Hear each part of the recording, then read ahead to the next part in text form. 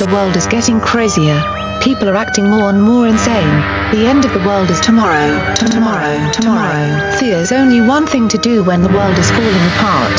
Listen to Basil and Gonz as they discuss this week's news and events through the lens of Bible prophecy. You are listening to Canary Cry News Talk. You're listening to Canary Cry News Talk. Today is April 8th, 2020, episode 186, and this week, COVID, CRISPR CERN, and the virtual Panopticon. Hey, all you cool cats and kittens, my name's Basil. And this is Gonz, reporting from FEMA Region Number 9. We're live again on Facebook, YouTube, Canary Cry YouTube, Twitch, the Facebook page, and the Facebook community. Hope everyone's doing well and not getting cabin fever. Yeah. And, That's right. You guys, everybody should be so excited because all morning, Gonz has been jacked out of his mind on coffee. Got a little. I don't drink coffee usually, so when I get a little coffee in me, I'm like, come on, let's go. Yeah, we'll see what happens. We'll see if it lasts. No, it's already fading. It's already fading. The most energetic. I don't think it is. Okay. You get this coffee and you just can't stop, man. We'll see. He's on a roll. Well, welcome everybody. Thanks for watching live. A big old shout out to the Face Like the Sun YouTube channel, the Canary Cry Radio YouTube channel. Hello everybody on Facebook. Periscope, we always get a couple tuning in on Periscope.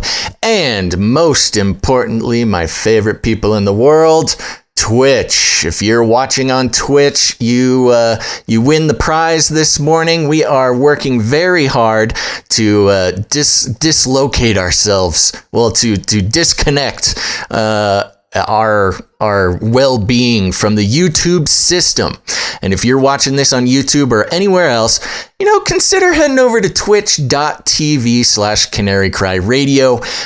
We are building a little community over there and trying to hit partners so Gonz and I can keep feeding our little ones. Yep. Gonz's little humans and my little kitties. Yeah. So, that's right. Go follow us on Twitch and watch it live there. If you can, you should watch it live on Twitch. I'm working hard on my CRISPR technology, my CRISPR skills, so I can change those cats into humans, just so you can get that same. You're trying to make my little fur babies into real babies? Yes. The problem is those real human babies, they're so expensive, A lot of upkeep. Yeah. Easy to make. It's really the upkeep. That's where they get you. Fun to make. Very, very fun to make. Okay, Let's get into it. You want to do a show? Flippy update. Do you want fries with that? You can't take the CRISPR. You can't take the Cas9. That's right. We've got a dual Flippy update and CRISPR update at the same time here. First of all, if you don't know, now you know. Flippy is our colloquial name for the disembodied robot arms that are taking our jobs, enslaving our children, and flirting with our spouses. We got to keep track of Flippy because all sorts of New World Order control mechanisms are being deployed through an innocent burger flipping robot. And today, Gonz, little combo. This is a triple threat. We have Flippy and CRISPR and COVID all wrapped up in the same story here. Yeah. This is a story from Wired, and I'll just summarize it for you. The article is titled "How a CRISPR Lab Became a Pop-Up COVID Testing Center." Long story short, a CRISPR lab, CRISPR, as we know, for those who don't know, is the gene editing tool that has been making waves in recent years, creating all sorts of chimeric combinations of animals and plants and cells and humans and robots and all sorts of stuff. All sorts of problems wrapped up in that. But now this CRISPR lab had a glow up, Gonz, as the Gen Zers call it. A what? Glow up, a makeover. Okay, I know. A blow up. All right. Okay, I had to learn it too. Glow up is the cool new way to say like a makeover.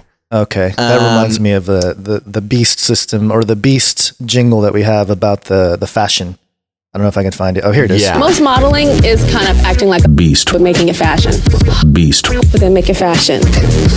Still a good jingle. Okay, go ahead. Sorry. Okay, into the story here. So there is a CRISPR lab, gene editing lab, that was recently converted into a COVID-19 testing facility. And just to pick out this article here for you, when Lin Xiao showed up to the first floor of the glistening glass IGI building the next day, he wasn't exactly sure what he was walking into. The once cramped lab space, usually used for gene sequencing projects, was now dismantled. People Lin Xiao had never seen before unplugged machines and wheeled them away. Others carted out boxes of chemicals. Within days, it would be filled with new equipment, towering glass-encased robots, a sterile hood for working with dangerous pathogens, and scattered across the tables, desks, and the floor, test tubes of every possible shape and size. It's here, less than 2 weeks later, that Lin Xiao and a dozen of fellow volunteers are now getting ready to begin testing their first patient samples for COVID-19. Towering glass-encased robots, Gonz. The robots are making their way into taking over CRISPR labs and converting them into COVID testing centers. The robots, soon our scientists aren't even safe from the encroaching, apocalypse of robots taking all our jobs. I'm surprised that they don't have the thermal scanners built in already, because they have the thermal scans at the burger joint where Flippy is flipping burgers, but the science lab with these robots, no mention of that. Yeah, you got to get your facial recognition for those scientists. You never know which ones will be androids trying to infiltrate. So there you go. Gonz, as we've talked about before the show started, doing these shows every other day has made it a little difficult to have a consistent flow of Flippy updates. The world of robotics is not moving fast enough for us to keep doing these shows every couple days. But we so can. These Flippy updates are going to keep getting a little bit more vague until something big happens. But the other thing is that we can mention things that are happening or unfolding like real time, like Bernie stepping down. Big deal. I know you're really sad about that, Basil. Oh, it's really sad. I am sad because I thought that a Trump v. Bernie election would just be such a... a clash of the titans, a clash of ideologies, almost entirely opposite, bipolar, radical ideologies. I know you're too idealistic about the political. I'm looking forward to Joe Biden references hairy legs again, just at any moment. Well, yeah. That's what I'm hoping for. Let me get this straight. Watching Joe Biden run will be just as entertaining. He's a very entertaining guy to watch. Poor old man doesn't know where he is all the time. But we all know that politics is a theater. It's a show. Theater. It's the circus for all us peasants to enjoy. And I just thought that the storyline of the socialist versus the wild rampant capitalist would have been a great storyline for history, but instead we get a scared old man with hairy legs. Okay, yes, we're gonna go into the COVID stuff. Okay. COVID.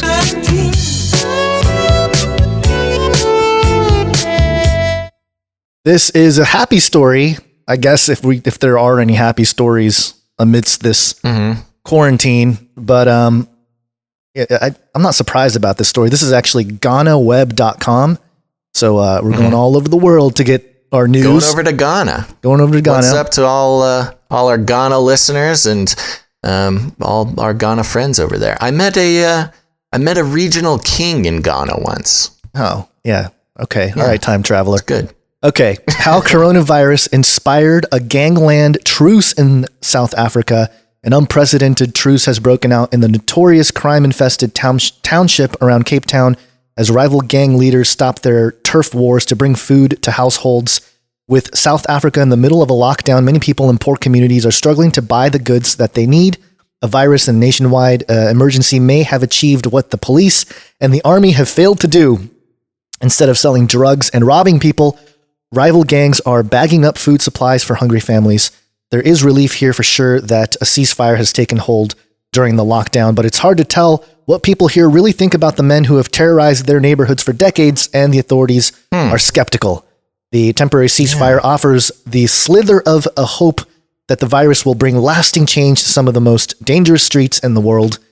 So there you go. It's part of the, I think this is good on a surface level in terms of these guys not fighting each other and they're helping their communities, which it's interesting because when you talk about like gangs and stuff, a lot of them are just caught in a really bad situation. They're born into a really bad environment, and they do whatever they can to support their families, and they get rolled into this type of thing. But it's good to kind of see that the disruption is at least stopping the violence there. But it's interesting because it's nice. It's very heartwarming to hear this. Gangs putting down their weapons, calling a ceasefire, and helping out their communities. The concept of gangs is very interesting because especially when they're sort of neighborhood gangs or they've got their turf. On one hand, they do. There is an idea. Now, look, I'm not an expert on gangs, so I could be completely talking out my ears here.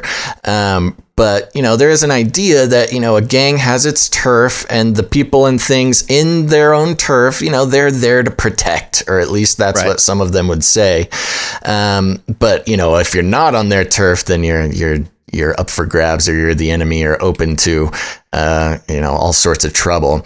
So I could see how in these times it would not be beneficial for them to fight, but instead to, do some community good, to go out there, do some volunteerism. I don't know much about South African gangs, but seems like, if they're able to take let no crisis go to waste, go build some good PR in their neighborhood for them. We'll see, though. I don't know. If there's any South African gang members out there, go ahead and give us an email.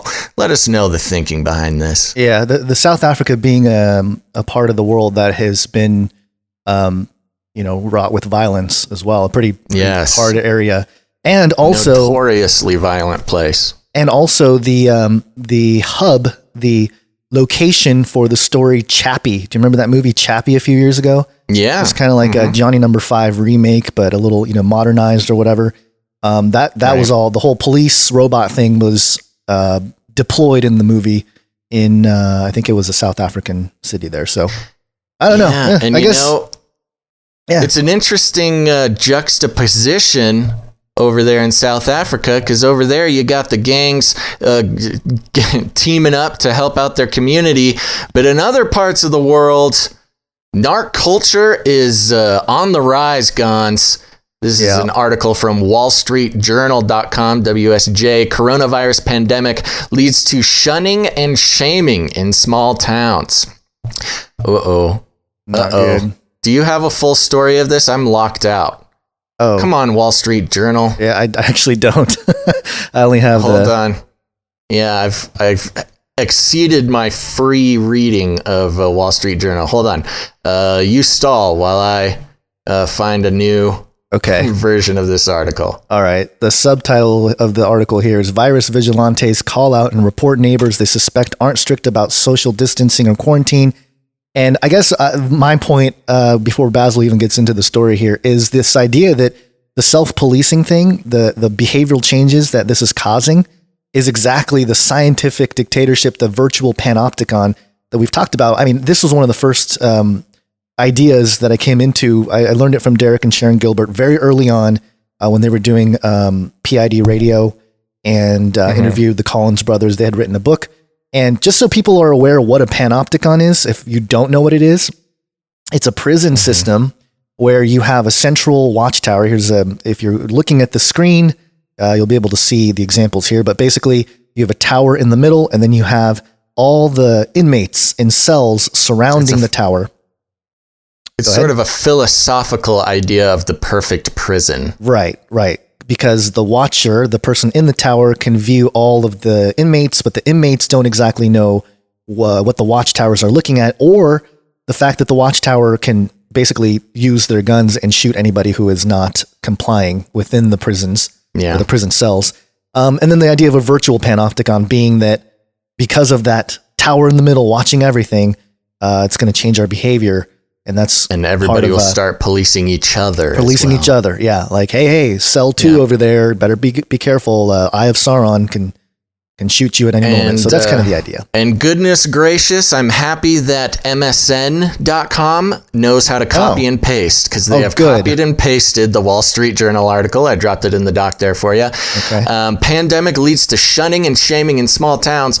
Lake Forest, Illinois. Last week, William Zardani and his large family took their golden retriever, Sunshine, for a walk near their home in his leafy suburb north of Chicago as they waited out the coronavirus shutdown. That evening, a woman who lives a few blocks away posted a photo of Mr. Zordani, his mother, and 5 of his 6 siblings on their walk to the town's Facebook news site. What? Oh, okay. Yeah, their town has a Facebook news site, lambasting them for ignoring social distancing rules and endangering the community. Quote, "Why are people so stupid?" one commenter wrote in the screed that followed. Another chimed in, "Where are parents?" A third indicated I like she had forwarded the photo to the mayor. He sent the photo to the mayor. The shunning and shaming of Mr. Zordani and his family is happening across the country, but it is felt most acutely in smaller cities and towns where anonymity is rare, and people still hope to avoid the worst of the coronavirus pandemic. These virus vigilantes reflect the social strains on communities as the shutdown isolates neighbors and raises suspicion and fear. In rural Farmington, Minnesota, Larry and Annette Bremer were diagnosed with the virus last month. After Mr. Bremer tested positive, he gave the Minnesota Department of Public Health a list of 74 people with whom he had come in contact while he was contagious. After he recovered, he was cleared to go outside by doctors and went back to his office where he sells crop insurance. Then he ran some errands. Dun, dun, dun. The next day, he listened to a YouTube message from the county sheriff who explained that people who had the virus would be out and about. The community shouldn't worry. Mr. Bremer called the sheriff, who is a friend, and asked him if the comment had anything to do with him. Quote, he said, "Well, Larry, let's just say, I know you've been to your office, the Quick Mart and Hy-Vee," Mr. Bremer said. He added that he was eager to let everyone know he wasn't contagious and didn't feel bad about his neighbors reporting his travels. "I don't think anyone is being malicious, but they're anxious." Some areas of anyways, it's a very long article. More or less, narc culture is popping off, everybody. You can do a search on YouTube, lots of videos of Karens running out and yelling at kids for driving their cars or whatever. This scares me a little bit because it's a little reminiscent. I mean, and I don't want to be alarmist about this, but it's pretty reminiscent of like, report all activity. Yeah. And let us know if your neighbors are hiding the Jews. It's very Nazi-ish. I don't like it. It's I know. Like a feudalistic fascist. Yeah. Well, I think this is it's also pushing us towards the surveillance state, but also that the AI surveillance state and the robot machine governing us. And it reminds me of Philip K. Dick, the robot version of Philip K. Dick. Remember what he said? You remember, Basil? The robot version of no. What did he say? "I'll keep you warm and safe in my people's zoo." That's right. Well, you know what I think this is also? I think this is an extension of cancel culture. We've had this big problem with cancel culture. Somebody digs up something you said 20 years ago and suddenly your career and life are over. It's kind of the same thing. There's nobody to cancel anymore. Everybody's been canceled. So now we need to start narking out our neighbors. And this really comes from a lot of ignorance. Like this guy walking his dog with his family, he's allowed to be out there with his family, all the same people in the same household walking their dog. As long as they're not invading anybody else's space, they're allowed to do that. But people are paranoid, man. And it's because of the media making such a big deal about, well, everything and exaggerating the data and exaggerating everything. It's got people all freaked out. Everybody's on their toes trying to put their neighbors in jail for enjoying their lives. I don't like it, man. This is we knew this was happening, but I think this is really important for all of us to be aware of, because it could be really tempting to do this, because you get your social points, you get your what is the word I'm trying to think of? Virtue signaling points for doing this, and you're really just buying right into the programming that you're being induced to every day. It's not cool.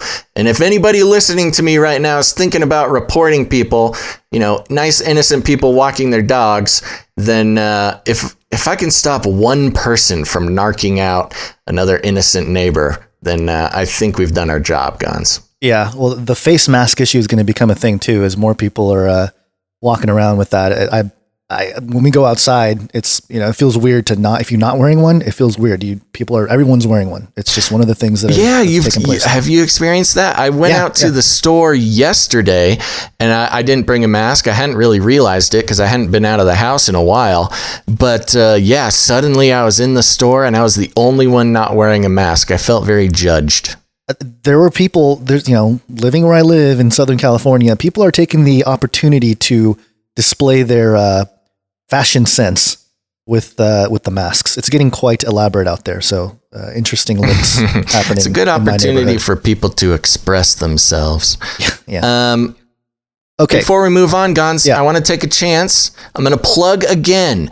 If you are watching this on YouTube or Facebook or anywhere, we're so happy to have you plugged in and catching the show live today.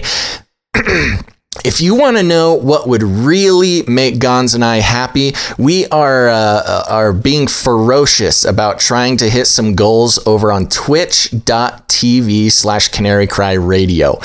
You guys answered the call and we got a bunch of new followers, which is great. We've hit affiliate over there on Twitch, but because Gonz and I are only essential employees of this podcast and nowhere else, we are being hit economically as well.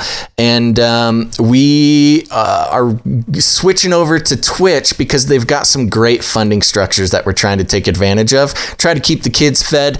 And here's the thing, YouTube and Facebook, they're just objectively evil, and we all know that. And I'm not saying Twitch isn't evil, but you got to get out from under the claws of the lizard people who rule Facebook and Google. Head over to Twitch, follow us at twitch.tv/Canary Cry Radio. We're trying to hit our goals. Please follow us and watch the show on Twitch. That's also very important. If nothing else, click that link in the chat, follow us on Twitch, watch the show on Twitch. It really helps us out, especially, if people aren't able to help us financially. This is a great way to support the show, and it's super easy. So thank you to everybody who follows us on Twitch. And please, this is a real earnest request. If you want to do Gonz and I a huge favor, please go follow us on Twitch and watch the live video on Twitch. Thank you very much. One last thing before we continue, head over to canarycry.community. You're looking for another place where their free speech abounds and you can get together with people who think just like you. You can have conversations without triggering people, and you can share, information that is unpopular and gets you banned from Facebook. A lot of the truth telling about COVID and all sorts of things will put you in Facebook jail. But over at canarycry.community, yes, a real URL. Go there, sign up. There's no Facebook collecting your data, nothing like that. And it's a great place to interact with people just like you. And if you join while we're doing this live here, I'll give you a shout out on the show after I approve your request. So go please do that as well. Okay, on with the show, Gonz. All right, let's see here. I don't have a jingle for this, but I do have a sound effect. Okay. Whee! Laser. Lasers, bro. This is yahoonews.com. Coronavirus furloughed CERN physicists release design for COVID-19 patient ventilator. And it says a group of physicists and engineers affiliated with CERN, the European Organization for Nuclear Research, have developed a prototype ventilator designed for COVID-19 patients as health authorities in the US and Europe scramble to treat those stricken by the respiratory ailment. The high-energy ventilator, the HEV, designed by 31 now furloughed CERN associates, is meant to address the particular needs of COVID-19 patients under long-term care and those in the recovery phase, according to a production proposal published by the team on Friday. This was last week. HEV was designed for easy manufacture and integration into hospital environments and is not intended to replace high-end devices needed for the most intense phase of treatment. The HEV team said that it had successfully tested the prototype's unique automatic buffering capability, which is needed to avoid damaging the lungs of COVID-19 patients. On March 27th, they're now seeking feedback to move quickly to development and deployment. So there you go, CERN. Yeah, that's interesting. You know, CERN, like it says there in the headline, was furloughing a lot of the scientists because, of course, you know, there's more important things to do in the world right now than open up portals to other dimensions and set free all sorts of horrific beasts. That's exactly what they're doing right now. They need everybody out of the building. Go home. We're about to do the big summoning. I joke. You know, and this is interesting because, of course, there's been a lot of companies and a lot of individuals and corporations and scientists and people working towards making fast, quickly manufactured and efficient ventilators because, you know, of the supposed ventilator shortage. There was a PBS report recently, actually, which, you know, total maximum, you know, sort of left-wing news type of organization. Yeah. And they came out and had a report about how the doctors are afraid that they're killing more people with the ventilators. You know, they're cranking up the pressure on those ventilators and blowing out people's lungs. Yeah. And it's actually, there's a higher death rate of people on ventilators versus people off ventilators. Now, there's a lot of ways you can tweak that statistical data, but it was very interesting, especially coming from a left-wing source like that.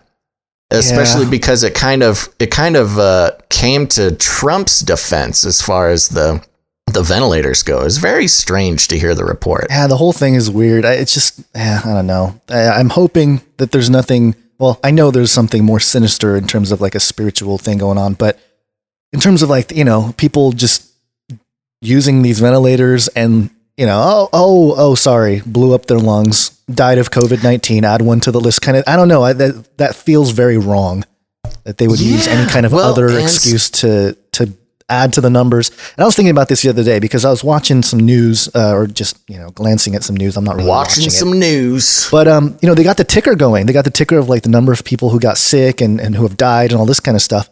And I was thinking, change the metric, change the thing that they're using the metric on. You know, let's do the common flu. Let's do whatever. If they did that, the whole world would be freaking out about that, you know? So there's just so much of the media being responsible for all the freaking out. But at the same time, I do think that there's something going on, something real in terms of, you know, bioengineering and CRISPR and that kind of stuff. And that's why we've, went into that in this episode. And before we go into some of the crazier stuff, on the topic of the ventilators and the recorded deaths, you know, there's the conspiracy theorists, the weirdos have been out there, you know, videoing hospitals and looking at the numbers of deaths and things like that. And it's been pretty known now, if you're woke enough, that, you know, they're counting every death in the U.S. as a coronavirus related death. Like they could die of a car crash, but if they, you know, had come in contact with somebody with coronavirus, they counted a coronavirus death. And actually now this, maybe you can real-time fact check this, because I'm looking at an image on Facebook from Dr. Birx, the female sort of scientific partner of Fauci. Says here, Dr. Birx says that anyone who dies with coronavirus, regardless of any underlying health condition, is being counted as death from coronavirus. Quote, "We've taken a very liberal approach to mortality." So she kind of just comes right out and says, yeah, we're counting coronavirus deaths in kind of a funky way to get the numbers up. Yeah. Are you I found able to, a looks like article. you're finding... s- An article on it. So I think this is like a that's- conservative outlet, but yeah. Yeah, okay. Well, we'll kind of poke around to try to verify that. But yeah, it's been interesting because that was something that, a lot of people had been claiming, obviously the statistics. And when, there's news stories, local news stories that come out about somebody who died from coronavirus, family members of that person is like, what the heck is this? He didn't die from coronavirus. He had congestive heart failure. He just happened to be in the hospital at the same time of coronavirus. So this has been coming out quite a bit. But to have, a source say that Dr. Birx is actually confirming this should be a huge wake-up call to all the normies and muggles out there. Yeah. I mean, even non-conspiracy theorists, there comes a time when, everybody's going to be waking up. I've been saying it this whole week, and it's going to happen. It's like if they started a campaign to suggest that anyone with a tattoo is getting sick and dying, and then anytime somebody dies who has a tattoo, or anybody dies, that happens to have a tattoo, they'll say, "Oh, look at that tattoo killed this man." They died of tattoo. Yeah, they died of tattoo.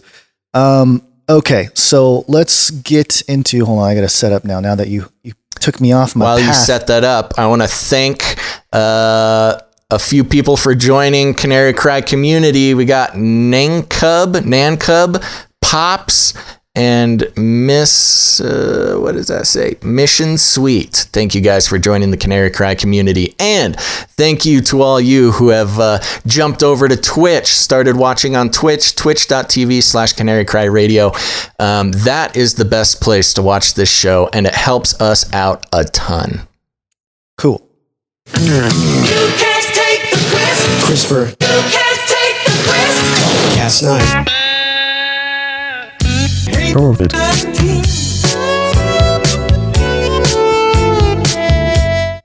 All right. So we just talked about the CERN scientist, and the reason why this story connects to CERN, or at least that general location, is because of an organization called the World Health Organization, which has been in the news yesterday and today. This is CNBC. Yeah, they're the saviors. The saviors. Trump blames WHO, the World Health Organization, for getting coronavirus pandemic wrong, threatens to withhold funding. And when I saw this, yesterday, I thought it was a pretty big deal. This is what I can understand, billions of dollars per year. And I think there was recently something that Congress passed. I think it was like $123 million to support WHO directly. So this is a lot of money in general. But it says here, President Donald Trump blamed the World Health Organization for getting every aspect of the coronavirus pandemic wrong and threatened to withhold funding from the international organization.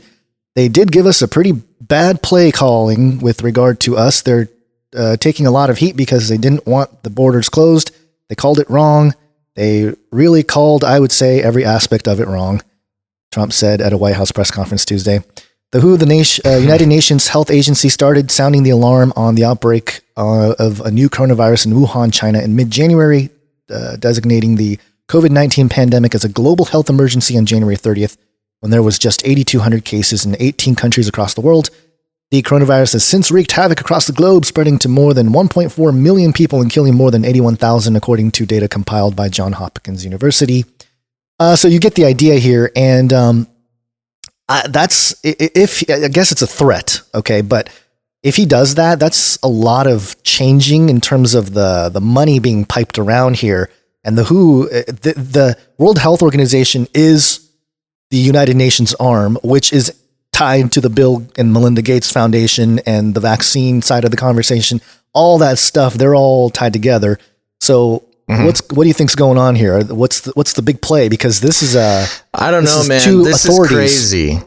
Yeah, I mean, especially given the current situation and the sort of idolization of the WHO right now, World Health Organization, for those who are just tuning in.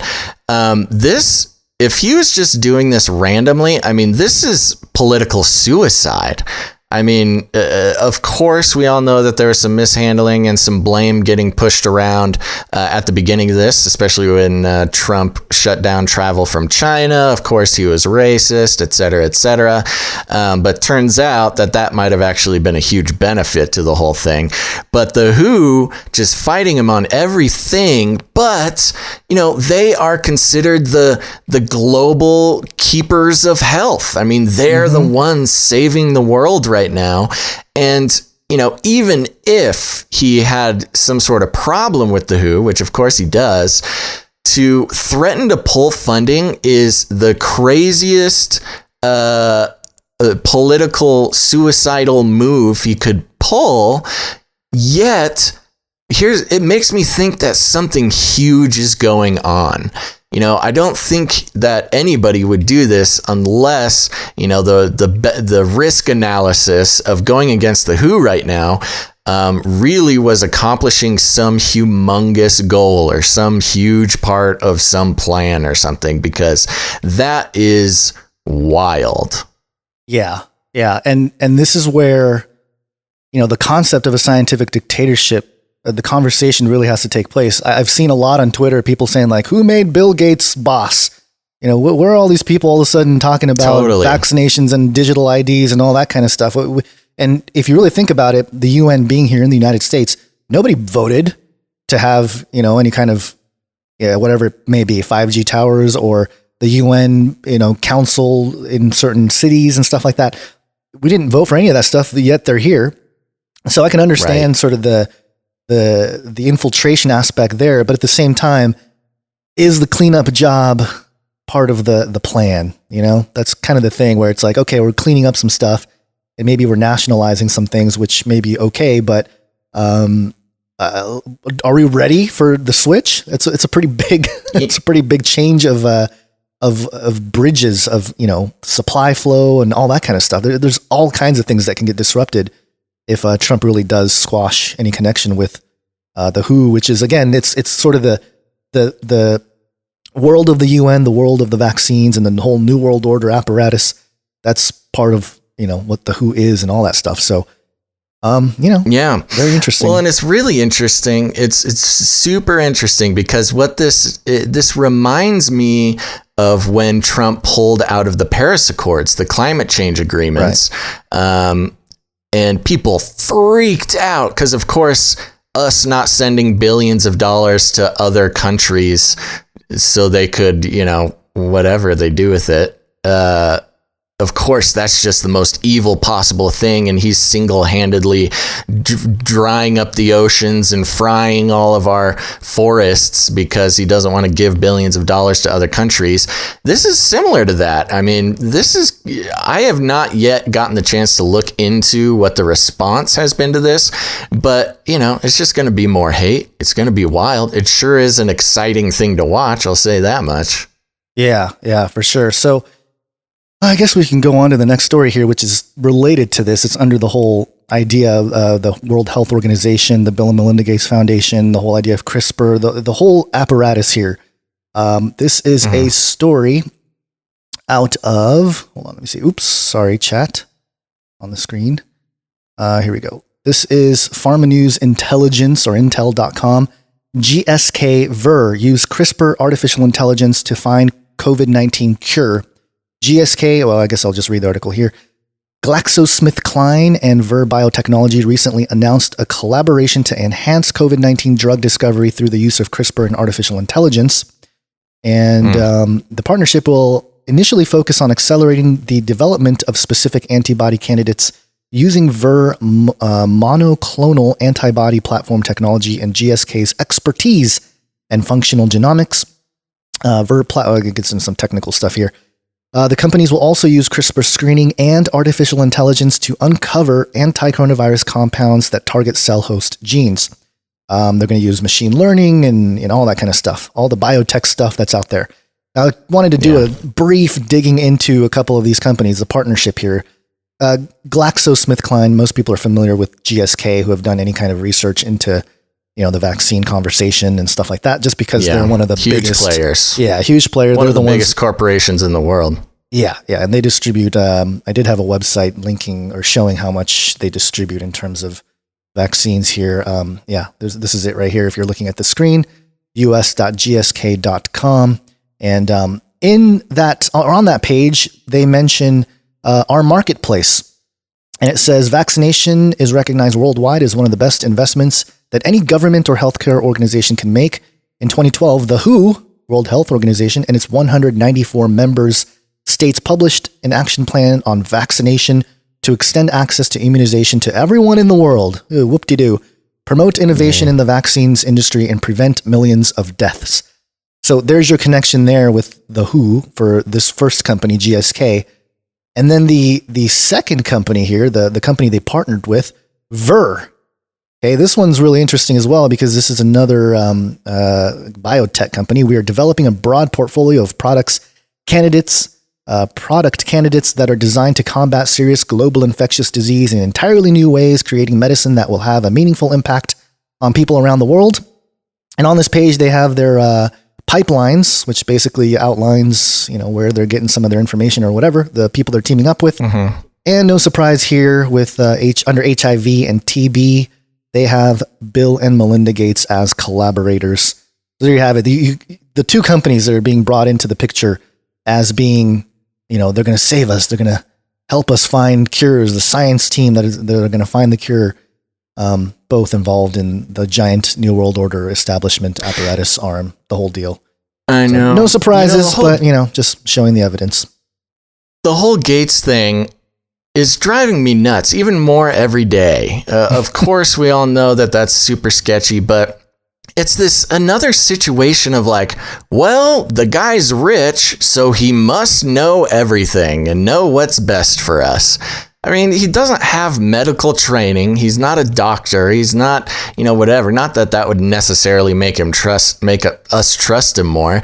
But for some reason, he is just like, well, he's rich and he gave us all computers, so we must listen to him, do whatever he says, and get his vaccines and his mark, or else we're just gonna have to opt out of society. It is crazy to me that just because he's one of the richest guys in the world, that the whole world is looking to him to solve this problem. It's pretty whack, and I want to know, where is Bezos in all this thing? Have you heard much about Bezos recently? I think he's quietly setting up the other part of the infrastructure for the mark of the beast here, the buy-sell part. No one can buy or sell. Yeah. No one can get anything without their drone deliveries and auto card. Your Amazon deliveries. Prime, you have to get your nano dot vaccine tattoo in order to keep Amazon Prime. That would get some people on board, I think. Yeah. I do want to mention along that sentiment, Aaron and Melissa Gates, or not Gates, that was Dykes, not Gates. Sorry, guys. Over at Truth Stream Media, they published a video called "Look Who's Coming to the Rescue," and they outlined the whole Bill Gates situation. And I appreciated them clipping a segment of a video that I made last week about the Microsoft patent, mining cryptocurrencies with your body and brainwaves. And kind of disappointed that not a whole lot of people checked out that video on the YouTube channel. But and they repeat over and over again in this video, just for kicks, that and remind the audience about Bill Gates getting hit in the face with a pie, way back in the day. And it's just one of those things where you just want to remind yourself, but at the same time you might think, hey, maybe this is the kind of thing that drove this man to be even more, kind of not Bill evil, Gates but just been like taking pies to the face for decades. Do you know why? Why did somebody hit him in the face with a pie? Was that related to vaccines, or they just didn't like computers? What was the deal? Yeah, maybe it's part of the whole psyop, the whole creating division, the divide and conquer type of situation. We got to create a bad group going up against these tech leaders. Do you think it was a false flag? He false pied pie attack. Yeah, exactly. False flag pie attack. Yeah, they knew they can't do the same kind of stuff. Flag. Yeah, they can't pull off. It's harder to pull off the big false flags. So they went with the pie, the cream. Yeah, they thought Soft about pie. staging an assassination, but he chickened out and went for the pie. Yeah. I see someone in Twitch saying that this is old news about Bill Gates. Yes, we know this is super old news, but it's just a reminder that it's, very long time ago that he got pied in the face, but it's just fun to watch, everybody. Yeah, and a good reminder of the situation. Speaking of Twitch, I'm seeing a lot of Twitch in the chat. I'm very proud of everybody heading over to Twitch and watching live on Twitch, getting in the chat on Twitch. This helps us out a whole bunch. I know cash can be strapped for a lot of people. It certainly is for us.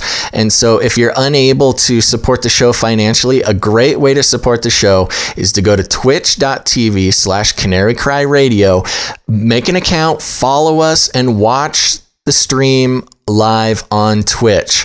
That's we're trying to get those numbers up so we can get partner. You guys helped us get affiliate, which is huge, and we're so happy about that. Just to give some numbers, we need to average 75 people watching on Twitch at the same time. There are over 500 people, over 600 people watching live right now on YouTube and across the board. Guys, if 10% of you go over to twitch.tv/canarycryradio, follow and watch live on Twitch. We can do this. And we need you. You're sitting there, you're on YouTube, you're thinking, okay, Basil, stop hounding me. Somebody else will go follow you on Twitch and shut you up. No, you, dear listener, you, dear viewer, yes, you, not the other one, you need to go to twitch.tv/canarycryradio. Go watch the show there. We just need 75 average viewers. That is super easy. So please be a part of that. It's part of our way of supporting ourselves when we hit partner over there. And just think about this. The more people follow us on Twitch and help us out there, the less that I have to beg for donations, okay? We got kids to feed. It's the reality of the situation. We are essential employees of only this podcast and nothing else. So all of our income comes from the different, first of all, very generous donations from people on Patreon. But if you can't do that, if that's not you, it is, please make it your responsibility to go to twitch.tv/canarycryradio. And I'll take the opportunity. I saw some people actually chatting in there wondering how they can help us out monetarily. You can go to patreon.com/CCNT, like Canary Cry News Talk. Patreon.com/CCNT. We got all sorts of rewards going on over there. We got bonus episodes. It's a great way to help us out. Remember, we're just as strapped as everybody else, so we understand if you can't do that, but that really means the world to us, and it's the only way we're able to keep doing this show, especially as often as we are. We're kind of getting used to this Corona life every other day doing a show, but to keep that going, we need your guys' help. This is a value for value model. We don't run ads. We don't sell your attention to corporations for our own monetary gain. But because of that, if you get value out of the show, please consider helping out by becoming a patron, patreon.com/CCNT, or at the very least, go follow us on Twitch and watch the show live on Twitch at twitch.tv/canarycryradio. Okay. Just as a information for people out there too. Sometimes we talk about not having ads on the show, and then you might see an ad like splice in either on the YouTube channel, usually on YouTube. Yeah. And the point being that we're not going after, or we're not advertising things. Like, we're not sitting here pitching other people's stuff. Like, that's kind of the whole idea of not advertising. We can sit here and start accepting money from companies to like shill you guys whatever, I don't know, Shamu or something. Which we don't want to do. ShamWow. Yeah, and for Shamu, you said Shamu. What if we were on here advertising for Shamu, the whale at SeaWorld? Just we would get in a lot of trouble. Just getting that sweet auctioning off Shamu money. Yeah. Okay, sorry about that. All right, so we got a Nephilim update today. We haven't had one in a while here, but here we go. Yeah, hit me with that Nephilim update, baby. Nephilim update. But as the days of Noah were, so shall also the coming of the Son of Man be? WLTZ.com, evidence of ancient rainforests found in Antarctica. Says here, CNN, reliable source, rainforests in Antarctica. Yeah. Why am I messing up that word? What? Researchers say that may have been the case tens of millions of years ago. According to a study published on Wednesday in the journal Nature, there is evidence that Antarctica supported a swampy rainforest 90 million years ago when dinosaurs roamed the Earth. The planet was much warmer at the time, included at the South Pole. Researchers were able to pull a sample of sediment core near the Pine Island of Thwaites glaciers in 2017. CT scans of the sediment revealed pristine samples of forest soil, pollen, spores, and even root systems so well preserved they could identify cell structures.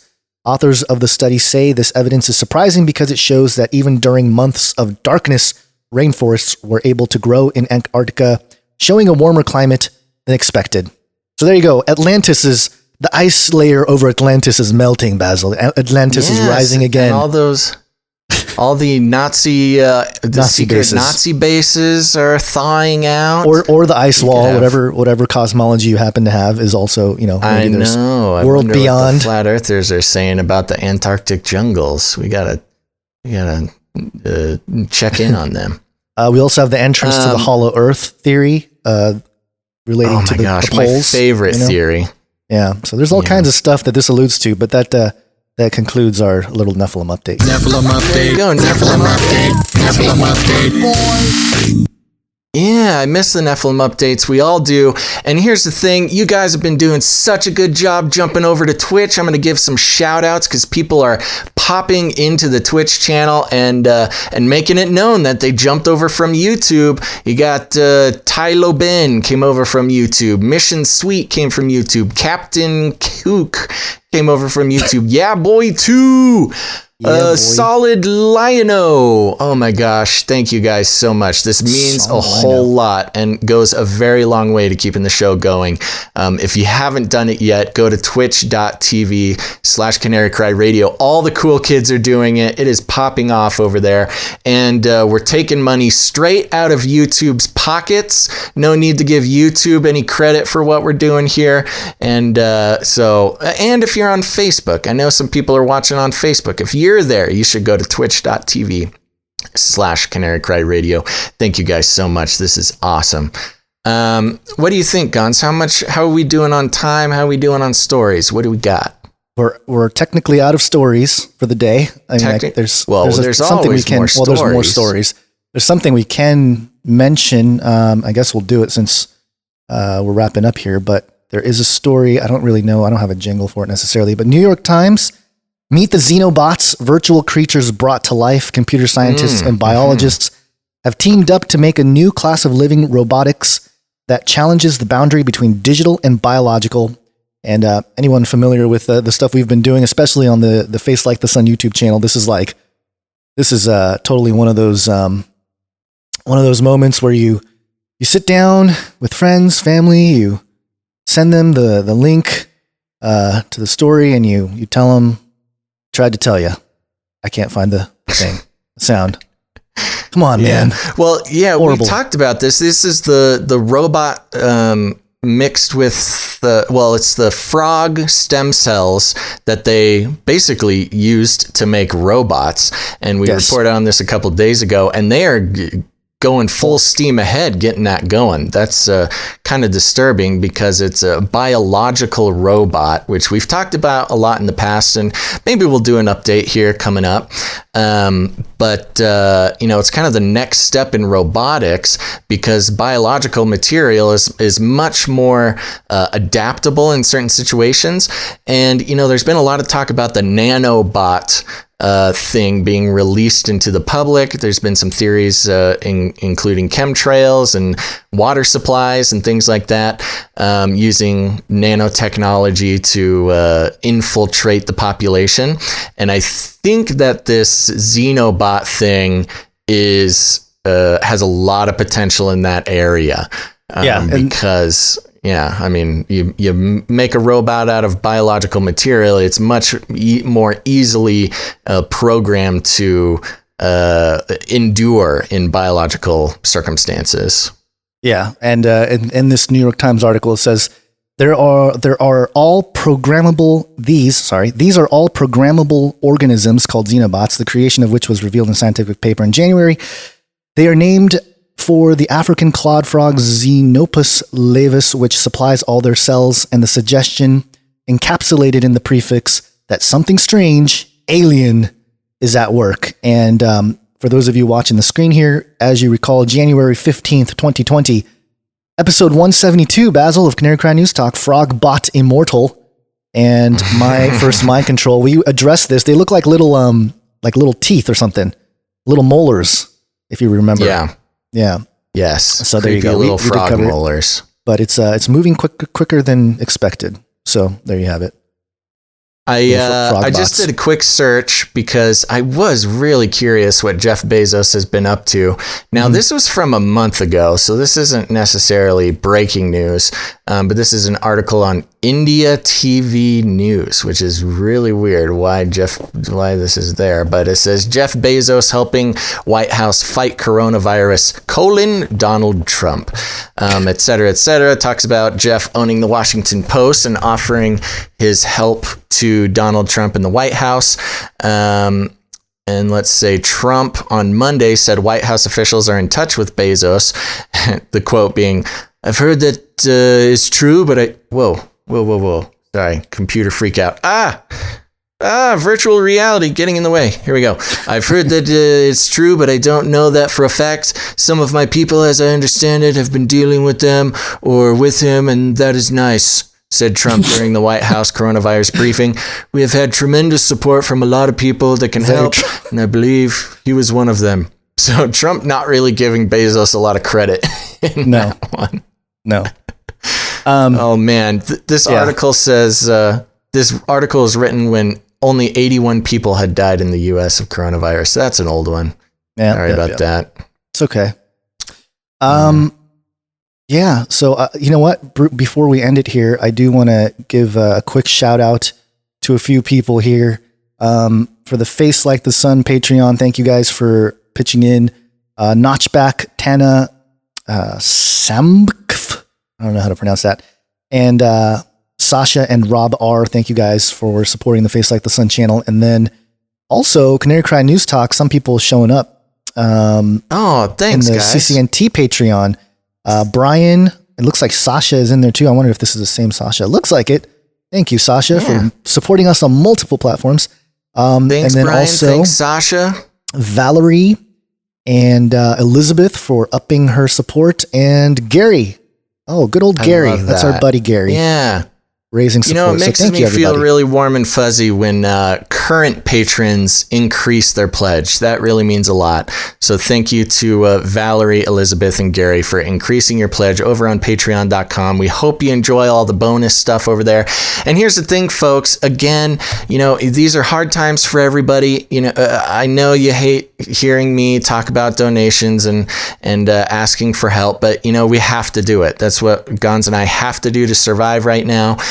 So if you get any value out of the show, if you're educated or entertained or edified or whatever it is, whatever you tune in for, maybe you've listened to one episode, maybe you've listened to 10, maybe you've listened to 185, whatever the number is, if you've gotten any value out of the show, we do humbly ask that you go to patreon.com/ccnt and sign up to support. If you've got an extra $5 a month, it is a huge benefit to us.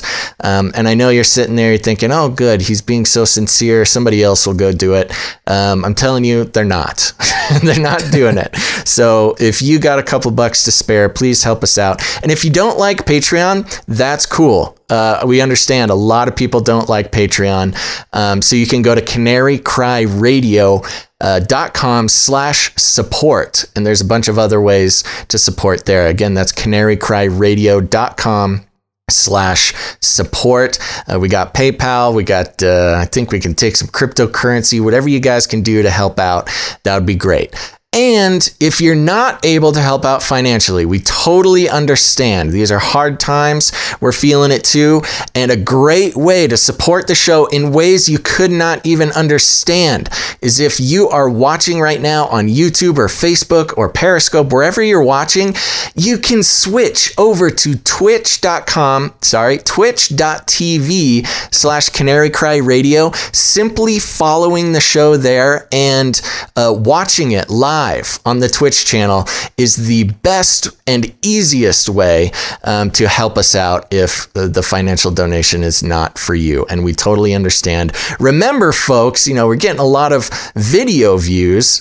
Doing the live videos has been really great for us. But remember, we've been doing these podcasts on any podcast catcher for years, almost a decade now. So there is a ton of other material waiting for you that you can't get on YouTube or any other platform. Go to your favorite podcast player, whether it's Stitcher or Spotify or Apple Podcasts, and search Canary Cry Radio and Canary Cry News Talk. Subscribe and follow there. And one last big one, again, if we understand if financially supporting us is not the way to go for you right now, leaving a rating and a review on iTunes is actually huge for us. It tells the iTunes artificial intelligence robots to share the show with other people. So as many ratings and reviews on iTunes as we can possibly get is a huge benefit for us, especially during these times when people are looking for outlets and content creators and yada, yada, yada, looking for the truth. The more ratings and reviews that we have on iTunes, the more people are going to be able to find the truth. So again, we've got over 500 people watching live. If those 500 people went to iTunes or your favorite podcast player and left, preferably a 5-star review, but not asking anybody to lie if you're not a fan.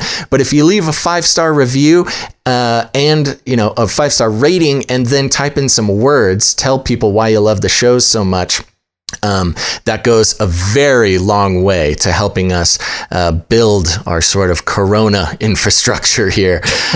So please do that. Again, there's over 500 people watching live right now. If all those people went and left a rating and a review, we would climb to the #1 top of the chart on iTunes.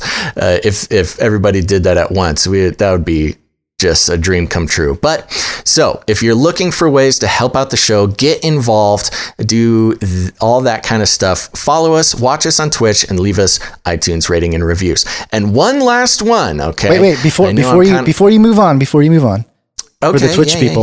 the Twitch people there, you can come up with, if you don't have a Twitch account, you can come up with one, and you can come up with cool names for your handle. For example, the one I liked was Susan_Wajikiki_YouTube, and she's the CEO of YouTube.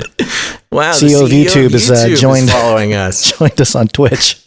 And she says, Susan Wajiki YouTube on Twitch says, please stop switching from YouTube.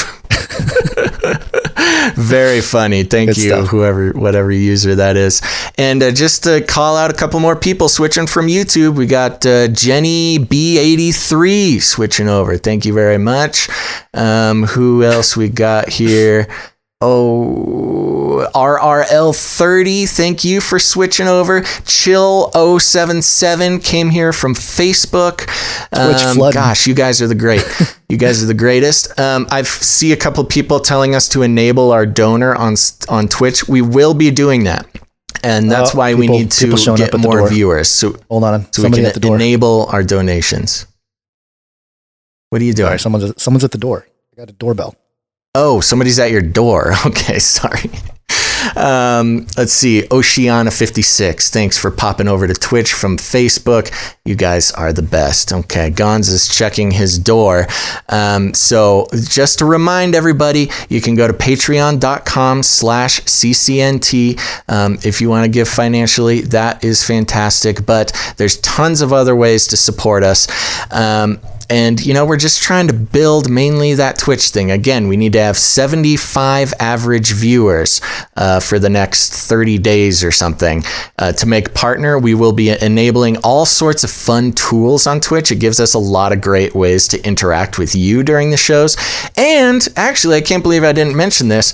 We will be playing some video games. You see me with my virtual reality headset on here. We've been tracking virtual reality and augmented reality, not just for entertainment and gaming, but all the ways that it's making its way into society. And that, it's being used for pain relief, for people getting surgery. It's being used for virtual travel for people who can't leave their house. It's also being used for employment and controlling robots across the world for surgical purposes, as well as getting disabled and elderly people back to work, controlling robots from their homes, which is very interesting. But there's also been a little bit more sinister things that we see tying into transhumanism and a lot of the sort of end times topics that we talk about. VR is snaking its way into a lot of stuff. So we will also be playing games, video games, on our Twitch channel. And maybe you're not interested in that, but here's the thing. There's a lot of elite messaging going on in games. I'm a gamer. It's all kids do now, too. I'm a retired gamer. During this coronavirus thing, the gaming industry is blowing up. And if you have kids, you know that they are gaming all day long. If you are not a gamer, you know a gamer. And so tune in to our Twitch channel, because we're going to be playing games and analyzing the messaging in these games and just what kind of programming and content is being displayed, sometimes sort of subconsciously, to the people playing these games. And it's important, even if you're not a gamer, if you know a gamer, if you're wondering what your kid is looking at all day, we're going to be analyzing that for all the same weird technocratic and prophecies, mystery religions, secret societies, control mechanisms that are being propagated through games. And that's, it's a service. We're doing a public service. So another reason to go to twitch.tv/Canary Cry Radio. Tune in and see what's going on. Okay, everybody, that's enough rambling for me today. Gonz, are you ready to go? Just a quick reminder, in case people forget how to support us. CanaryCryRadio.com/support. There you go. That's right, everybody. Make sure to head to CanaryCryRadio.com/support. And here's the thing. There's a bunch of you out there, and you're tuning in. You got the heads up on all the stuff that's going on, the real analysis of things going on in the world today. But you got friends, you got family, you got people who are still getting their news from the mainstream and also their Facebook feed, and that is just a crying shame. So you need to walk right up to those people, grab them by the cage, and shake it. The end of the world occurred pretty much as we had predicted. I want to shake things up, stir up some controversy, rattle a few cages. Hey, stop that! You'll never silence me. I'm the last angry man, a crusader for the little guy. Leave the bird alone. Never. Rattle a few cages. Rattle a few cages. The human race will have every opportunity to improve. And if they don't? Ask Noah. That's right, folks. You need to tell them where to go to get their stuff. Go ahead and share any episode of Canary Cry News Talk out to your Facebook feed, your friends, your family. Let them know where to be. And remember, patreon.com/CCNT to support and twitch.tv/Canary Cry Radio to get our numbers up there. We appreciate it, everybody. Make sure to tune in next, Friday. We'll be streaming on Friday. 2 days, folks. But until then, remember to think outside the cage.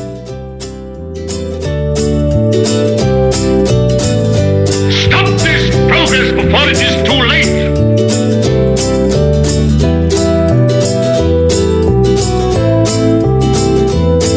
We should invite fewer people to be born.